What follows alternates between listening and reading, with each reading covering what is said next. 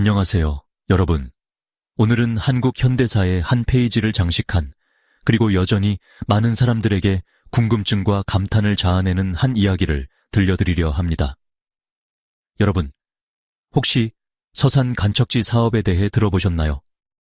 단순히 땅을 넓히는 공사가 아니라 불가능을 가능으로 만든 도전의 역사가 숨어 있습니다. 그리고 그 중심에는 정주영 공법이라는 독창적인 아이디어가 자리 잡고 있었죠. 하지만 이 공법이 정주영 회장의 아이디어가 아니었다면 여러분은 믿으시겠습니까? 지금부터 그 숨겨진 이야기들을 하나씩 풀어보겠습니다. 서산 간척지 사업은 1970년대 후반에서 1980년대에 걸쳐 진행된 대한민국 최대 규모의 간척 사업 중 하나입니다. 충청남도 서산과 태안을 잇는 방조제를 건설하여 거대한 농지와 산업 부지를 확보하고자 한 이 프로젝트는 그야말로 국가적인 도전 과제였습니다. 당시만 해도 이 지역은 바람이 거세고 조수간만의 차가 커서 방조제를 건설하기에 매우 어려운 조건을 가지고 있었죠. 전문가들조차 이 사업의 성공 가능성에 대해 회의적인 반응을 보였습니다. 그런데 왜 이토록 어려운 사업이 추진되었을까요? 사실 서산 간척 사업은 단순히 경제적 필요성만이 아니라 국가적 자존심과도 관련이 깊었습니다. 당시 대한민국은 산업화와 경제 성장을 이루기 위해 부지 확보가 절실했고 한정된 국토를 효율적으로 활용해야만 했습니다. 더불어 국제사회에서 한국의 기술력을 증명하고자 하는 의지도 강했습니다.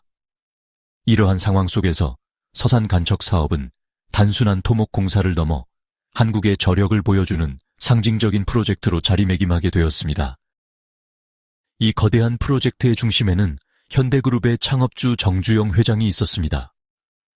정주영 회장은 그동안 현대건설을 통해 다양한 대형 프로젝트를 성공적으로 수행하며 명성을 쌓아왔지만 서산 간척 사업은 그에게도 쉽지 않은 도전이었습니다. 특히 기존의 방식으로는 방조제를 건설하는 데만 수십 년이 걸릴 수 있다는 점에서 새로운 방법이 절실히 필요했죠. 이때 등장한 것이 바로 정주영 공법입니다. 정주영 공법은 당시로서는 혁신적인 아이디어였습니다. 가장 큰 특징은 거대한 부유식 방파제를 활용한 것입니다. 우선 방조제를 건설하기 전에 거대한 석재와 흙을 담은 커다란 바지선, 즉 부유식 구조물을 제작합니다. 그리고 이 구조물을 조류와 바람을 이용해 위치에 맞게 이동시킨 후 일정한 위치에 가라앉혀 연결하는 방식으로 방조제를 구축하는 겁니다. 이 공법은 전통적인 방조제 건설 방식보다 훨씬 빠르고 경제적일 뿐만 아니라 조수간만의 차가 큰 지역에서도 효과적으로 사용할 수 있었습니다. 당시 서산 간척 산업에서는 부유식 방파제 대신 길이 322m의 23만 톤급 거대 폐유조선이 동원되었습니다. 그래서 유조선 공법이라는 명칭으로 불리기도 합니다. 정주영 공법 아이디어가 나오기 전 서산 간척지 사업의 마지막 물막이 작업은 기존 방식으로 여러 차례 시도되었지만 모두 실패로 돌아갔습니다. 당시 시도된 방법들은 전통적인 흙과 석재를 쌓아 올리는 방식이 주를 이루었지만 강한 조류와 파도의 압력, 그리고 예측하지 못한 지반 침하로 인해 공사가 번번이 중단되는 어려움을 겪었습니다. 이러한 실패는 많은 예산과 시간이 소모되는 결과를 낳았고 사업 자체가 좌초될 위기에 놓이기도 했습니다. 이런 절망적인 상황에서 정주영 회장은 기존의 방식으로는 한계가 있다는 것을 깨닫고 새로운 접근 방식을 고안해야 한다는 결론에 이르게 됩니다. 그는 고심 끝에 거대한 폐유조선을 이용해 물막이 작업을 하는 아이디어를 제시하였습니다.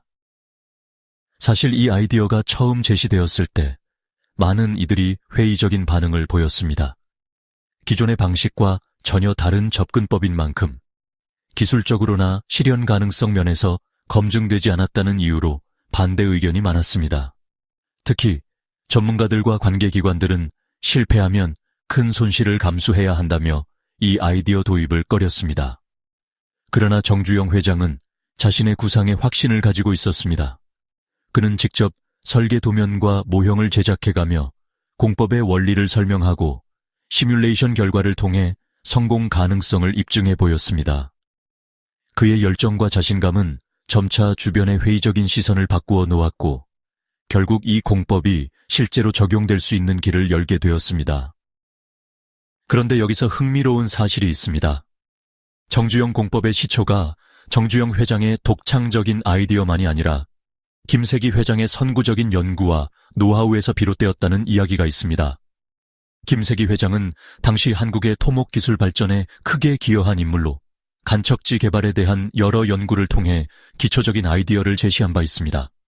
특히 부유식 방파제와 관련된 개념은 김세기 회장이 먼저 제안했던 것으로 알려져 있습니다. 정주영 회장은 이러한 아이디어를 받아들여 현대건설의 기술력과 결합시켜 더욱 실용적이고 대규모로 적용할 수 있는 형태로 발전시킨 것이죠. 결국 정주영 공법은 김세기 회장의 기초 아이디어와 정주영 회장의 실행력이 만들어낸 합작품이라 할 수 있습니다. 특히 김세기 회장이 고흥군 동강면 주감지구 간척 사업에서 사용한 물막이 공사 사례는 정주영 공법의 기반이 되었다고 평가됩니다. 당시 김세기 회장은 바다를 막기 위해 먼저 작은 규모의 부유식 방파제를 활용하는 방식을 도입했습니다. 이 공법은 조수 간만의 차가 큰 지역에서도 작업이 가능하도록 설계되었으며 방파제를 단단히 고정시키기 위해 침하 구조물과 결합하는 방식을 사용했습니다. 이러한 접근법은 당시 간척 기술로는 매우 혁신적인 시도였으며 이후 대규모 간척 사업에 적용될 수 있는 가능성을 열어주었습니다. 정주영 공법으로 완성된 서산 간척 사업은 대한민국에 많은 변화를 가져왔습니다. 간척지에는 넓은 농경지가 조성되어 식량 자급률을 높이는 데 기여했으며 일부 지역은 공업단지로 개발되어 지역 경제를 활성화했습니다. 뿐만 아니라 이 사업은 대한민국의 토목 기술력을 세계에 알리는 계기가 되었고 이후 더 많은 대형 프로젝트에 도전할 수 있는 자신감을 심어주었습니다. 하지만 이 프로젝트는 논란도 있었습니다. 환경 파괴와 생태계 변화에 대한 우려가 제기되었고 일부 지역 주민들은 삶의 터전을 잃는 등 희생을 겪어야 했습니다. 또한 거대한 예산이 투입된 만큼 경제적 타당성에 대한 논의도 이어졌습니다. 그러나 이러한 논란에도 불구하고 서산 간척 사업은 한국 현대사에서 중요한 위치를 차지하고 있습니다. 불가능해 보이는 도전을 가능으로 바꾸었던 정주영 회장의 리더십과 끊임없는 혁신 정신은 지금도 많은 이들에게 영감을 주고 있습니다. 오늘 들려드린 서산 간척지 사업의 이야기는 그저 과거의 한 에피소드로 끝나지 않습니다. 이는 우리가 불가능에 도전하고 창의적인 해결책을 찾아내며 어려움을 극복하는 힘을 배울 수 있는 소중한 교훈을 제공합니다.